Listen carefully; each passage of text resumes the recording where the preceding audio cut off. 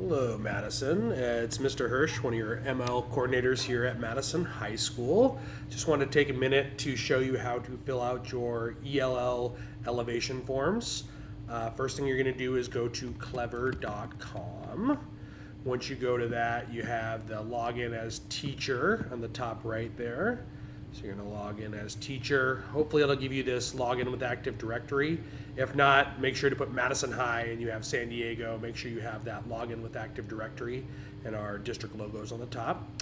Once you go to that one, you're looking for the ELL elevation one. I've hearted this one right here. You can, heart that to make sure it's on the top there, but you're looking for elevation forms. Let me find it at the bottom here since I just put it at the bottom. Nope, where'd it go? You can always search in the top here, elevation, E-L-E, elevation. There's our elevation as well. So once we get into elevation, you're going to have forms on the top right here. This is how many forms you have. Most of you have between 2 and 10 forms to fill out. Once you go to those forms, you're not going to have as many as I have since you have less students and I have the entire school. But let me show you what one of your fall 2005 EL progress monitoring forms looks like. This is one I have in progress. So once you find the student, you got to hover between your name and the student's name, and you'll get the fill-in form file. Once on that one, it'll give you some instructions on how to fill it out. From what I can gather, all you have to do is make sure that you click a few scores, 1, 2, 3, or 4, kind of how they're doing. And remember, this is based on their language ability. So this first one talks about listening and reading comprehension. I really want you to think about, how is your student performing in class, and is it because of a language issue? Is it because they need more English language development?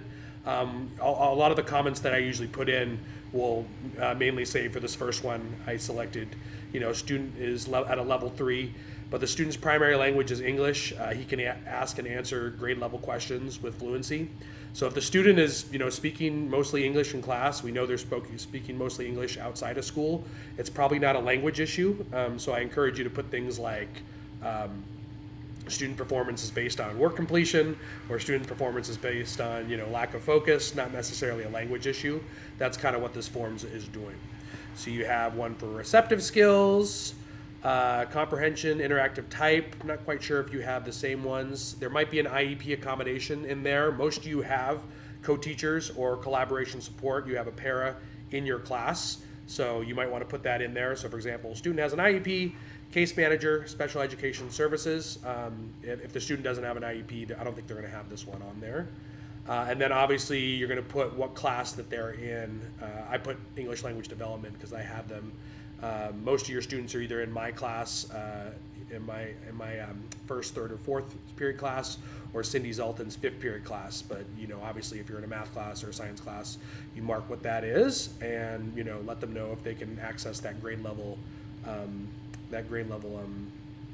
curriculum, and is it based on language or not.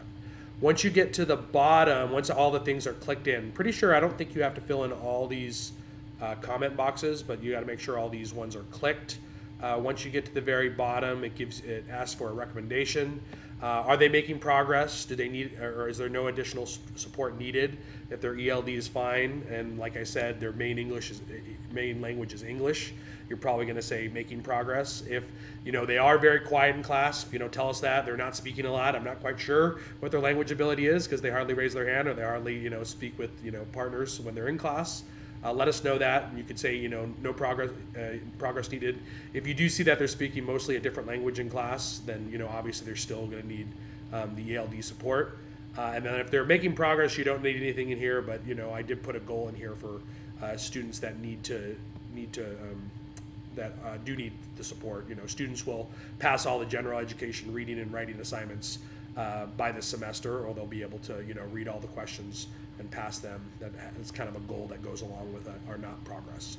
Once everything's clicked in, you're going to sign. You have the sign at the bottom here. If I can get to my signature here, you have a sign at the bottom. Okay. And there's my sign. And it'll give you this screen where you can choose your signature. And you know, once you have it in there, you hit save. And the save, once you have it all set, ready to go, your submit button will light up with that blue, and go ahead and hit that, and you're done with that one. I usually make note of some of the things that I say. So for a couple of the student is able to access general education curriculum. If you want to copy some of those notes as you're going along and use them for multiple forms, you use kind of the same language for a lot of different students. But go ahead and make sure you submit all those forms. Come see Miss Zoltan or myself for help. Let us know when your prep period is, or if you want us to come see you before or after school, and we'll make sure all your forms get filled out. They are due Friday, October 31st, Halloween. Thank you very much. You have a good day.